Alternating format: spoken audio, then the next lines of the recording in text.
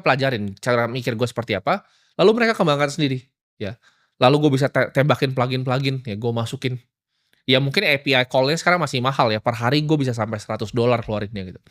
Cuman ke depan itu gue rasa akan jadi sangat murah, dan yang kita lihat apa hasilnya? Itu ngerjain lebih bagus dari gue. Jadi sekarang misalnya gue mau analisa ASML gitu kan, perusahaan litografi dari Belanda. Gue masukin aja tikernya, ASML, dia akan bikin sendiri Excel modeling-nya lebih canggih dari fund manager manapun. Jadi ini udah bukan eranya cuman ngetik-ngetik, gue udah jarang banget pakai yang kayak ngetik-ngetik. Dia udah ngerjain task gue gitu. Jadi, ke depannya ketika misalnya gue punya perusahaan, sekarang gue bisa bikin perusahaan cuma satu orang. Dan ini terbukti ya, salah satu founder paling berpengaruh ibaratnya di dunia, Jack Dorsey, dia punya perusahaan namanya Block, itu perusahaan financial. Jack Dorsey buat kalian yang nggak tahu, dia yang bikin Twitter dulu. Dia itu layoff 40% karyawannya, ya. Dia bilang ini digantikan sama AI agent semua, udah nggak perlu lagi gitu.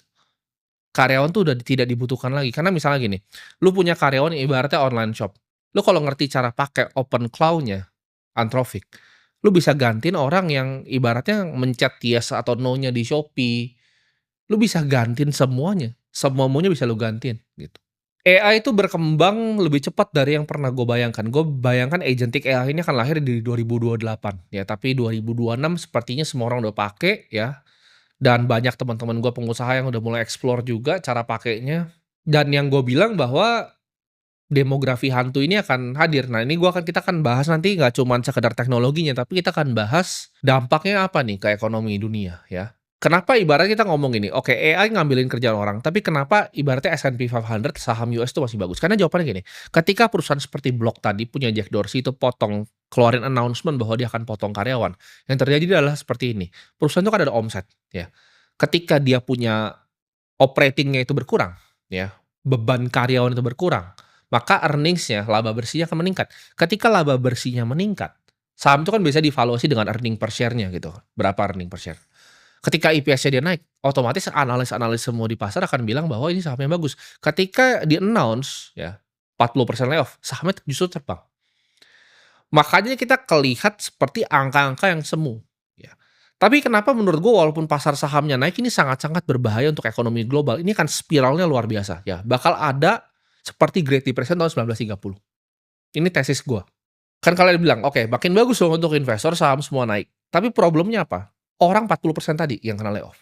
Mereka yang kerja di Blok itu bukan orang-orang kerja di pabrik, ya. Itu mereka dengan gaji 100 ribuan dolar. Jadi apa yang terjadi ketika 40% dari perusahaan seperti itu kena layoff, dan ke depannya banyak perusahaan-perusahaan yang akan ngikutin. Kita lihat sekarang ya, banyak perusahaan yang terpuruk karena AI. Banyak yang gampang sekali digantikan sama AI. Dengan adanya coding sistem baru ini, orang yang nggak ngerti coding bisa bikin website bagus sekali gitu dalam hitungan menit. Orang nggak perlu lagi misalnya pakai pakai travel agent online gitu.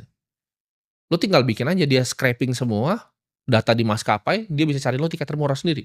Orang ketika yang kerja di depan komputer ya, kita ngomongin kelas menengah, middle class, seperti akuntan ya kan kita ngomong, ya. Orang-orang yang tadinya gajinya lumayan. Karena orang-orang kelas menengah ini ketika mereka kena layoff, mereka adalah konsumen terbesar untuk menyumbang PDB sebuah negara. Jadi ketika nanti ya, kita lihat di dunia ini orang-orang middle class ini di layoff besar-besaran, mereka akan melakukan yang namanya stop spending. Ketika mereka stop untuk pengeluaran, ekonomi akan spiral turun. Kita akan lihat ekonomi yang stagnan. Nah, solusinya ini apa seperti kita? Ya kita harus jadi pemilik aset. Aset-aset yang tadi gue bilang, menang di era ini, gitu. Kalau yang belum punya aset bagaimana? Ya waktu kalian tinggal sebentar lagi, kalau kalian jujur tanya gue ya, dulu mungkin gue bisa kasih kalian banyak ide ya untuk bekerja ini, bekerja itu. Cuma setelah gue melihat Anthropic ini perkembangannya seperti apa, gue pakai sendiri, gue pun kaget sendiri gitu kan. Gue coba bahkan gue bikin project-project banyak, project-project iseng gue gitu kan. Gue scraping data dari sini ya kan. Gue rasa nggak lama lagi gitu, bahkan gue pun udah nggak punya kerjaan lagi. Kebanyakan waktu gue yang dulu kan ketika gue bekerja nih, kebanyakan waktu gue itu gue pakai untuk berpikir gitu ya kan. Seperti Charlie Munger bilang, aktivitas dia duduk di pantat dan berpikir. Nah berpikirnya ini gue digantiin sekarang gitu. Sama AI agentic yang jauh lebih pintar dari gue, jauh lebih aktif dari gue. Ketika gue kasih dia task, gue tinggal tidur. Oke, lo analisa ini nih ya, gue tidur. Besok pagi gue bangun udah ada morning brief-nya, oke kayak ini ya yang terjadi. Oh tadi grup WhatsApp gue apa aja? Oh ini. Gue bahkan kayak mau nongkrong sama temen gue bisa bilang gitu ke dia, "Nanti si ini jam segini ya." Dia yang nge-chat itu. Udah bener-bener secanggih itu. Kita bahkan lihat banyak sekali perusahaan software di US ya, misalnya perusahaan-perusahaan jasa software, software as a service, SaaS orang ngomongnya, itu hancur lebur gitu. Kenapa? Karena even orang nggak terlalu pintar pun bisa bikin software yang sama sekarang. Ya terserah lu tinggal pakai Codex kayak, lu pakai apa, lu bisa bikin hal yang sama. Gue percaya ekonomi itu didesain emang sistemnya sebagai bubble. Kenapa? Karena para penguasa dunia ini butuh untuk ngeriset yang namanya keuangan orang, ya. Jadi ketika harga udah terlalu tinggi, mereka butuh tarik setengah lah buat ngeriset semua dunia. Kenapa?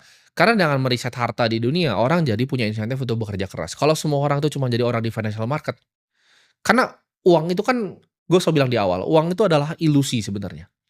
Yang paling penting itu apa? Yang paling penting adalah labor-nya orang, ya.